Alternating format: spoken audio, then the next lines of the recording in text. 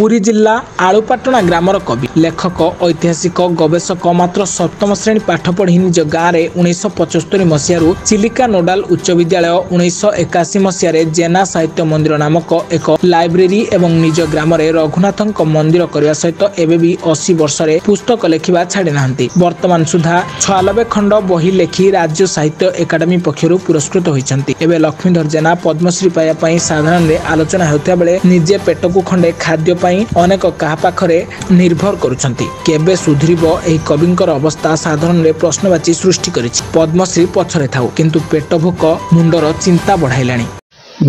परिचय दिउन।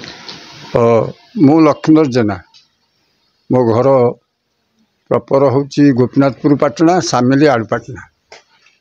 कोन जने लेखक कवि तापरे आपण गाँव रे भी स्कूल करथिले लाइब्रेरी भी करैछंती गोटे मंदिर भी करिछंती। मो छात्रावस्था रे गरीब लोक पिला यही गाँव में बहुत थिले ये अंचल रे बहुत थिले। मुझे पाठ पढ़ी से सरकार किसी बहीपत्र छात्र छात्री के अनुदान नथिला। मु सबू टिके चलती घर पिला कोर्स बही चतुर्थ पंचम षष्ठ सप्तम आनी गोटे छात्रबंधु चिलिका छात्रबंधु पाठागारटा घरोई भाव में आरंभ कली।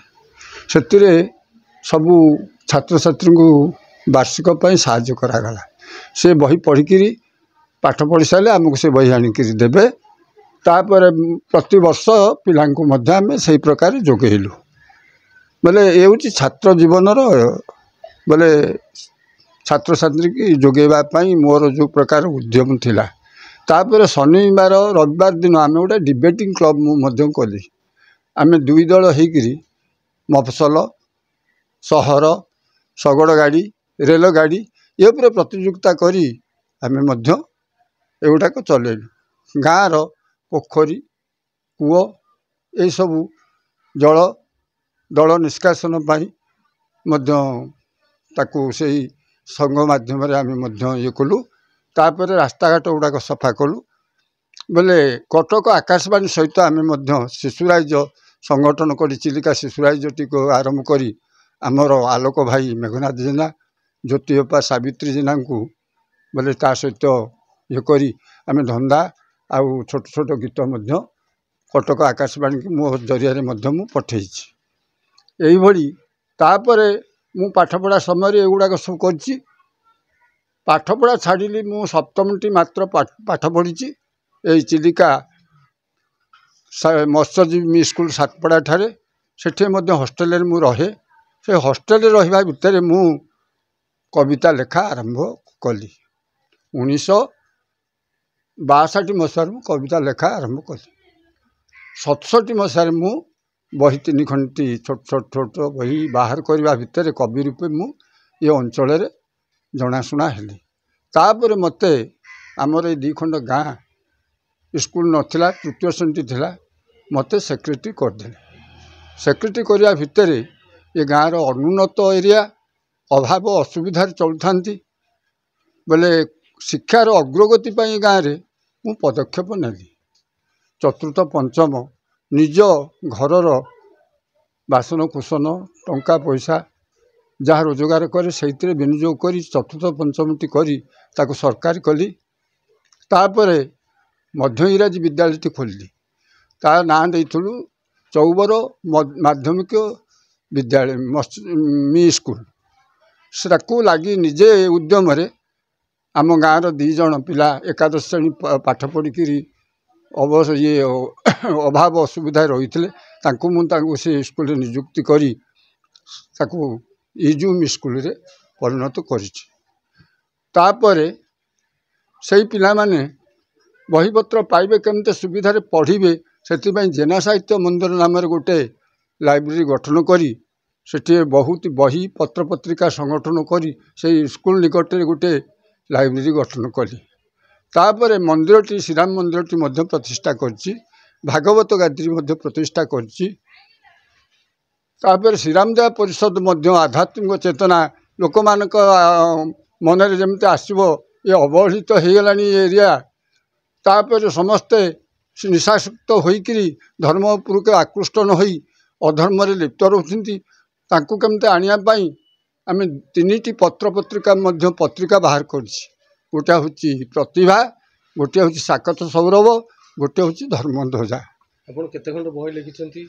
मु एपर्यंत 1967 मसीह 2024 पर्यंत 91 खंड बही प्रकाशित करिछि। अवशिष्ट बही 25 खंड मध्य अप्रकाशित अवस्था अर्थर अभाव असुविधा भितर रही बोले फनी रे मोर जो साहित्य साधना केन्द्रटी रेजिस्टार्ड जेना साहित्य मंदिर से मध्य भागी पड़ी ताकू कौन से सरकार दृष्टि आकर्षण करने से घर मध्य लक्ष लक्ष टंकार बहीपत्र रेकर्ड पत्र मध्य वर्षा पानी भिजिक नष्ट हो जाइए। आपण आगु सरकार कौन आशा रखछन? मोर कौन किसी आशा नहीं। मोर जो साहित्य साधना ये सबुदिन केमते बंची रहिबो, से अनुष्ठानटा केमते सबुदिन बंची रहिबो, आम यही चिंताधारा करूँ। मु चाहू नहीं मु गोटे बड़ लोक हेबी, मु बड़ ये कर चलबी, मु तो अभाव असुविधा चलुची आ मोर आ कौन दरकार। पद्मश्री मु अप्लाई 2023-22 रे करथिली। ता मध्य मोर कौन कार्यकारी सरकार एपर्यंत दृष्टि देना ए वर्ष मध्य मु अप्लाई करछि। आमर घर आलुपटना मु जड़े रिटायर्ड हेडमास्टर एवं कवि विषय रे मु जहाँ कहबी ता निछक सत कथा, एथिरे किछि नहीं। ब्रह्मगिरी निर्वाचन मंडल जड़े कवि जे कि बहु काव्य कविता लिखिं। ओडिशार बोधे एते कवि अछंती केही एते काव्य लिखि नथिबे। जे लिखिथे 30-40 खंड लिखिथे कि 20 खंड लिखिथे, ये जहाँ 60-65 खंड बही लिखिं। एवं साहित्य अकादेमी ब्रह्मगिरी निर्वाचन मंडल जड़े कवि साहित्य अकादेमी पुरस्कृत पाई एवं से राज्यपाल पुरस्कार पाइबापी बर्तमान भी योग्य विवेचित होती। आ कौन मो ठार चाहती जो निष्ठा तो जो कार्यक्रम गोटे मंदिर करछंती जड़े राम भक्त एवं प्रथम आलुपटना रे शिक्षानुष्ठान से निज स्त्री गहना बिकिकी निजे प्राइवेट भाव में करके आम मान रखी एवं पर से सरकारी स्वीकृति पाइला। निज स्त्री से संख्या काच बिकिकी से निजे तैयारी थे।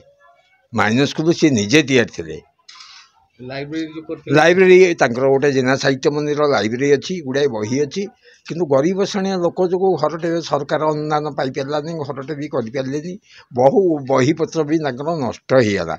लिखित बही एवं मिली किसी बही साहाय्य मिली किसी बही सब नष्ट है। से घरटा भी आप देखिए जो प्रकार जराजीर्ण अवस्था अच्छी आउर भी आउ संबल ना बयस भी ना रोजगार कौन पंथा भी ना सकाळु संध्या पर्यंत बही देखा है अभ्यास आउ छोट कुड़िया भितर से जीवन यापन कर दुआर बंधु देखुथे घरटा सीना प्लेट पड़ी कि दुआर बंध ए ना। पुरी रमेश रिपोर्ट ब्लैकेट न्यूज ओडिया।